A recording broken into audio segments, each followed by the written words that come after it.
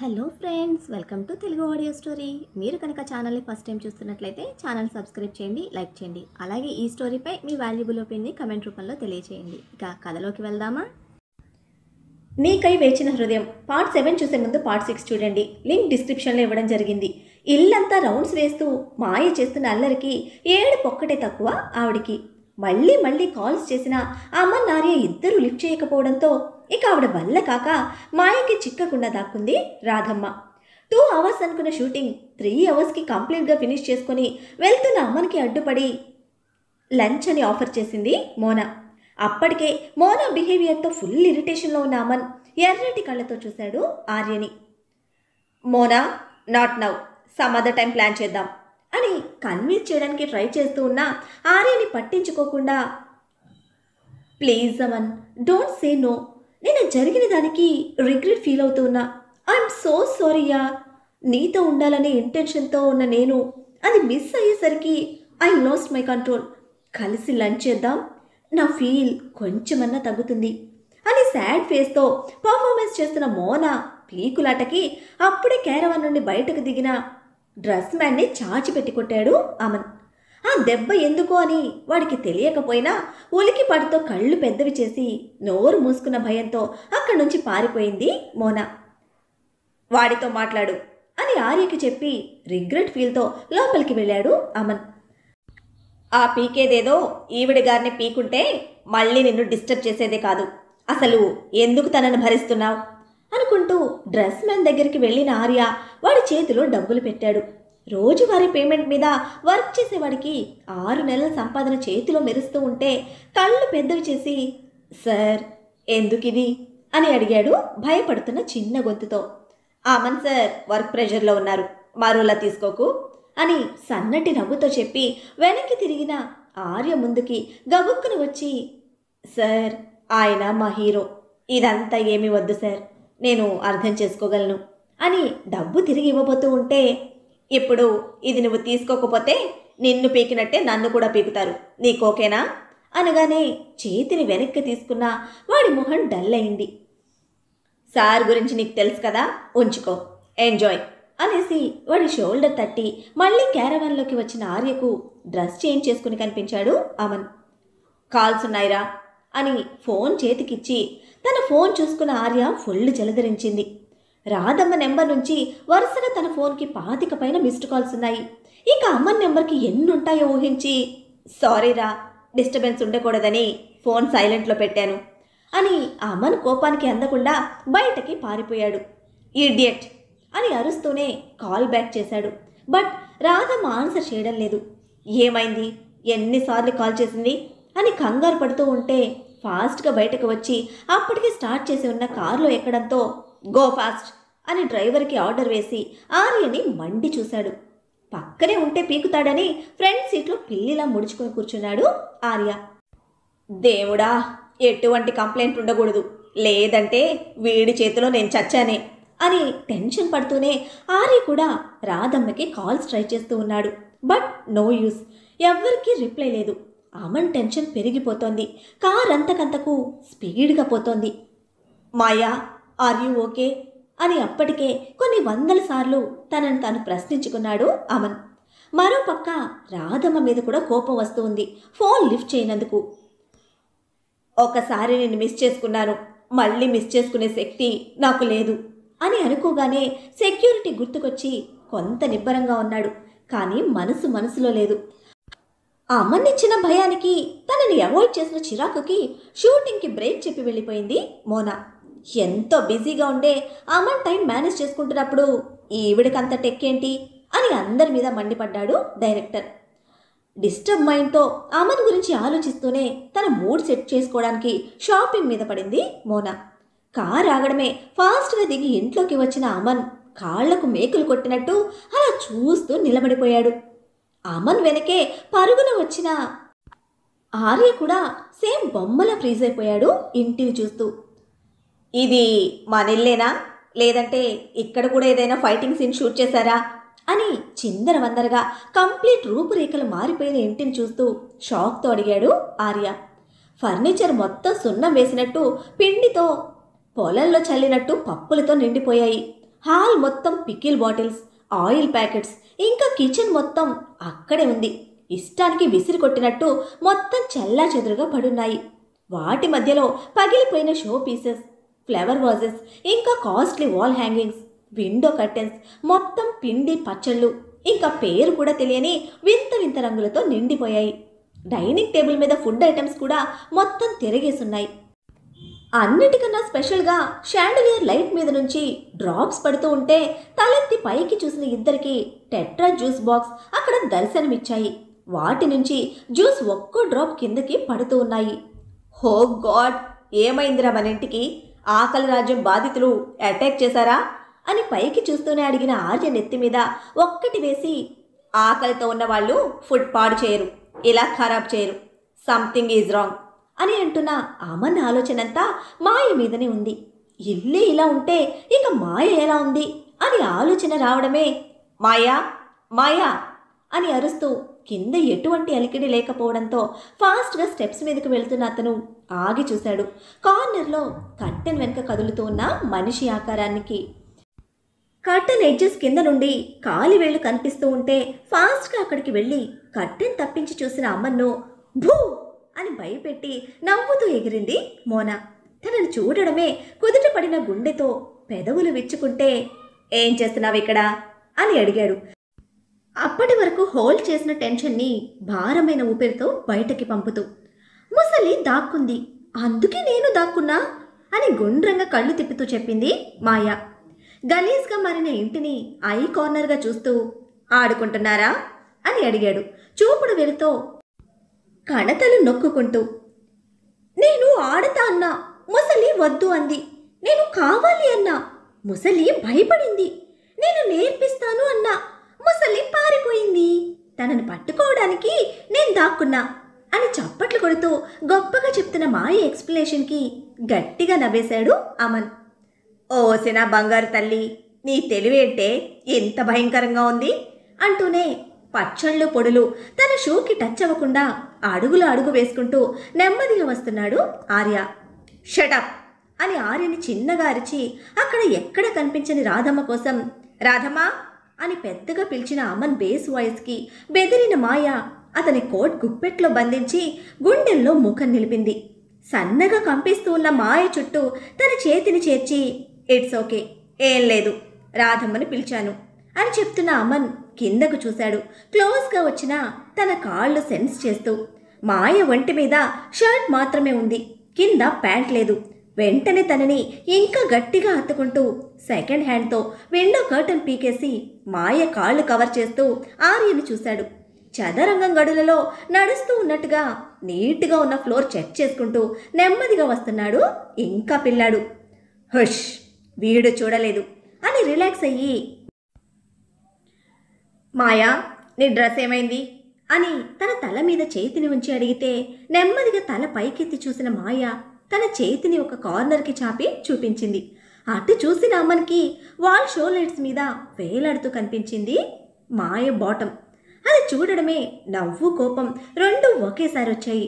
Dress లేకుండా ఇలా తిరుగుతారా అని చిన్నగా మందలించాడు. గుండ్రంగా చుట్టిన పెదవులని ముందుకు తోసి కళ్ళు పెద్దవి చేసింది మాయ. అది అలగడం లేదా కోపమని అర్థమవుతూ ఉంటే, నువ్వు డ్రెస్ లేకుండా తిరిగితే నాకు కోపం వస్తుంది అంటూ ఉండగానే అక్కడికి వచ్చాడు ఆర్య. నీ డ్రెస్సే కదరా, ఇంకోటి చేంజ్ చెయ్యి అని ముందు వెనక ఏమీ తెలియకుండా ఫ్రీ అడ్వైస్ చేసిన ఆర్యని కసురుగా చూసి మాయని చేతుల్లోకి తీసుకొచ్చి సోఫాలో కూర్చోపెట్టాడు. అమన్ సీరియస్ ఫేస్కి, ఓ నీతో కచ్చి అని కళ్ళను వేళ్లతో కప్పేసుకుంది. పసితనం వీడని మాయ కోపానికి ముద్దుగా అనిపించి తన ముందు మోకాళ్ళ మీద కూర్చొని మాట్లాడుతూ ఉన్నాడు అమన్. బాబూ వచ్చేశారా అని కంగారు పడుతూ అప్పుడు వచ్చింది రాధమ్మ.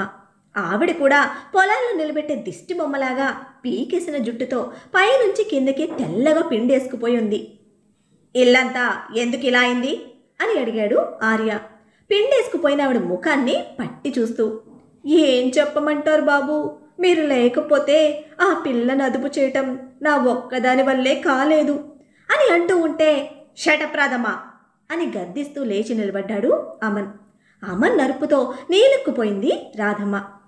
పిల్ల అదుపు చేయడమని ఒక జంతువుని గురించి చెప్పినట్టు రాధమ్మ మాయ గురించి చెప్పడం అస్సలు తీసుకోలేకపోయాడు అమన్. ఆ కోపానికి ఈసారి మరింత భయపడి మాయ కాళ్ళు డొక్కులోకి తీసుకొని బిక్కుబిక్కుమంటూ ఉంది. ఇటు మాయ భయానికి అటు రాధమ్మ అవతారానికి ముందు నువ్వు వెళ్ళి స్నానం చేసిరా, తర్వాత మాట్లాడతా అని రాధమ్మని పంపించి ఇల్లు క్లీన్ చేయించు అని ఆర్యకి చెప్పి మాయని తీసుకుని పైకి వెళ్ళిపోయాడు. ఇంకా ఆ భయంలోనే ఉన్న మాయ తనని ఎత్తుకున్న అమన్ చేతులను తోసేస్తూ ఉంటే, ప్లీజ్ మా అలా చేయకు, నాకు నీ మీద కోపం కాదు, నీకు ఏమన్నా అవుతుందేమోనన్న భయం, అందుకే అరిచాను అని నెమ్మదిగా చెప్తూ ఉంటే అర్థమైనట్టుంది తన కల్లా కపటం ఎరుగని మనసుకి. మళ్ళీ మూతి బిగించి చేతి వేళ్ల వెనక ముఖాన్ని దాచుకుంది.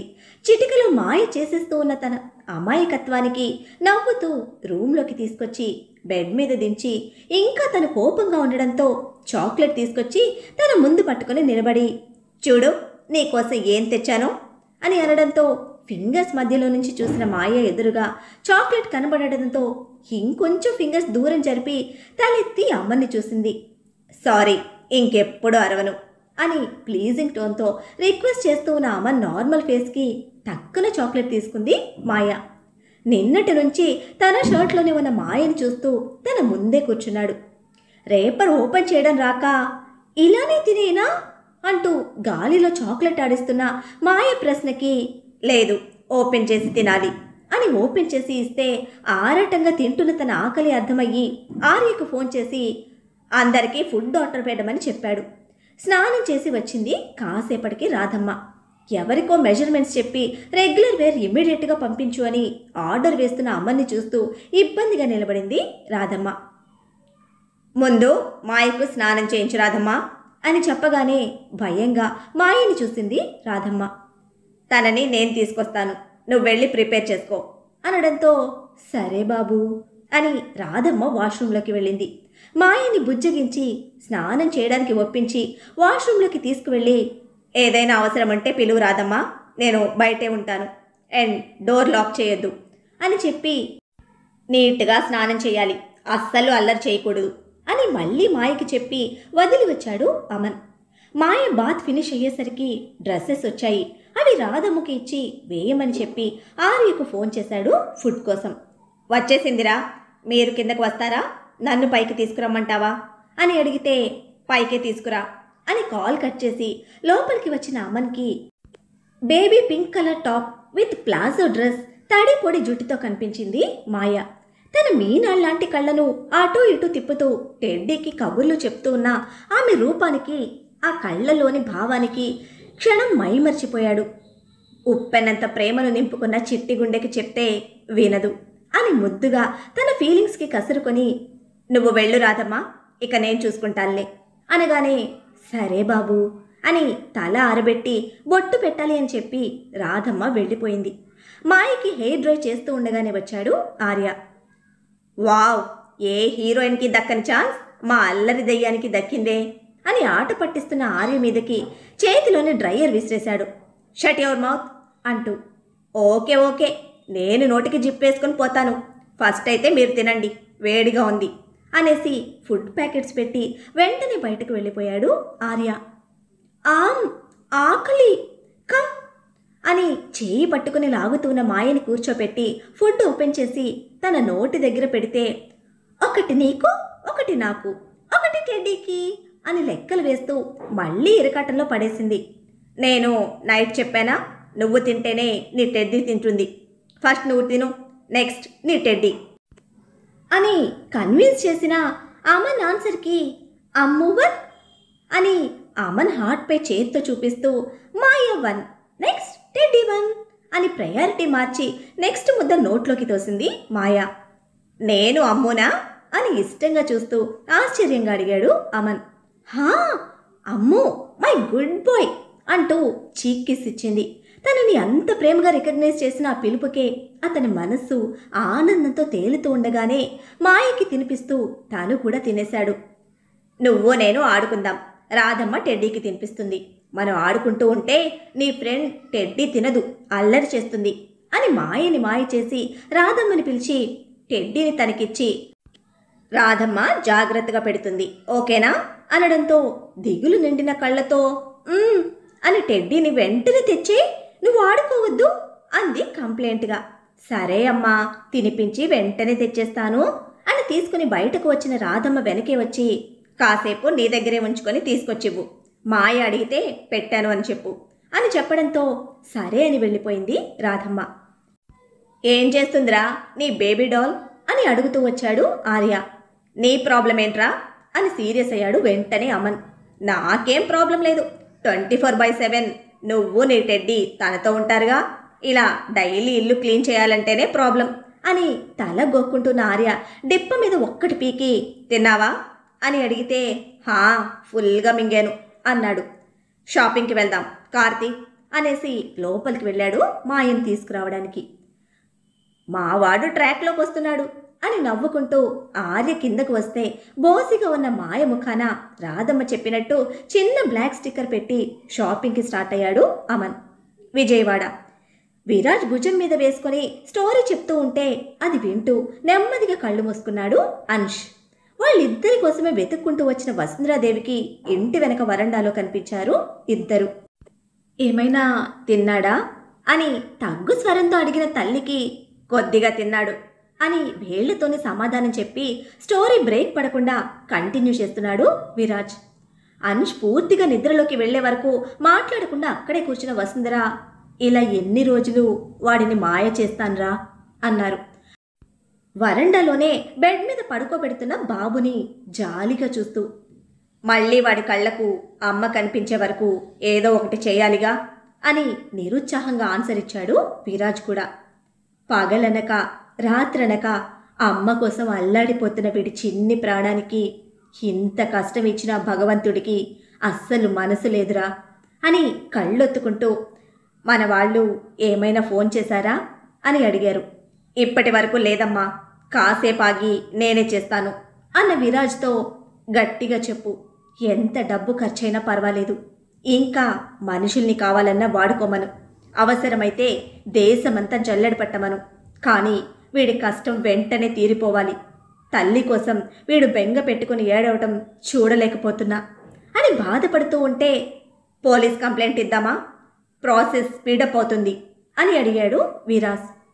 అలా ఇంకెవరి విషయంలోనైనా చేయొచ్చు, బట్ మాయ విషయంలో చేయలేము. ఇప్పుడు నేనున్న ఈ పొజిషన్లో నా కోడల్ని వెతకమని పోలీసుల్ని అడిగితే ఎలా ఉంటుందో ఆలోచించు అనడంతో ఇక ఆలోచనకి స్వస్తి పలికాడు విరాజ్. సరే అమ్మా, నేను మన వాళ్ళందరినీ ఒకసారి కాంటాక్ట్ అవుతాను, మీరు తినేసి బాబుని చూసుకోండి అని బాబుని వసుంధర చేతుల్లోకి ఇచ్చి విరాజ్ లోపలికి నడిస్తే ఎక్కడున్నావు మాయా అనుకుంటూ కొడుకును అనుసరించారు వసుంధరాదేవి కూడా. ఇరిటేషన్తో స్టార్ట్ చేసిన షాపింగ్ ఇరిటేషన్తోనే ఫినిష్ చేసి కాసేపు క్లబ్లో చిందులేసి తిరిగి ఇంటికి రిటర్న్ అవుతున్న మోనాకి ట్రాఫిక్లో కనిపించాడు అమన్. కార్ విండో మీద లెటర్స్ రాస్తున్న మాయకి వాటి పేర్లు చదివి చెప్తున్నాడు అమన్. వెనక నుంచి చూసిన మోనాకు అమన్ ముందు ఎవరో అమ్మాయి కనిపించడంతో కడుపు మండిపోయింది. నన్ను కాదని ఎవరితో తిరుగుతున్నాడు అని ఉడికిపోతూ కార్ టర్నింగ్ తీసుకుని ఫాలో అయింది. మోనా మేడం గారు వచ్చేసరికి అమన్ లిఫ్ట్ ఎక్కేశాడు. అప్పుడే లోపలికి వెళ్తున్న ఆర్య సైడ్ నుంచి ట్రెడిషనల్ డ్రెస్లో ఉన్న మాయను చూస్తూ పరుగున వచ్చేసరికి డోర్స్ క్లోజ్ అయ్యాయి. ఇంత అందంగా ఉన్న నన్ను వదిలేసి ఒక యావరేజ్ ఫిగర్తో షికార్లు కొడుతున్నాడు అని పళ్ళు నూరుతూ నెక్స్ట్ రౌండ్లో పైకి వెళ్ళి అమన్ కోసం కాంప్లెక్స్ మొత్తం జల్లెడు పడుతూ ఉన్న మోనాకి టాయ్స్ సెక్షన్లో కనిపించాడు అమన్. ఇక్కడేం చేస్తున్నాడు అని దూకుడుగా వెళ్ళిన మోనా మేడం గారు క్యూట్గా ఉన్న టాటాయిస్తో ఆడుతూ ఉన్న మాయను చూడడమే షాక్ కొట్టినట్టు తన కాళ్లకు బ్రేక్ వేసింది. మరి మాయను చూసిన మోనా రియాక్షన్ ఏమిటి? ఇప్పుడు మోనా ఏం చేయనుంది? అసలు ఎవ్వరిని కేర్ చేయని అమన్ మోనా విషయంలో మాత్రం ఎందుకు ఒక అడుగు వెనక్కి వేస్తున్నాడు? అసలు మోనా అమన్ మధ్యన ఏం జరుగుతోంది? ఇప్పుడు మాయ కోసం విరాజ్ ఏ స్టెప్ తీసుకోబోతున్నాడు? ఏం జరుగుతుందో తెలియాలంటే నెక్స్ట్ ఎపిసోడ్ని ఫాలో చేయండి. అలానే ఈ ఎపిసోడ్ని లైక్ చేయడం మాత్రం మర్చిపోకండి. Bye friends.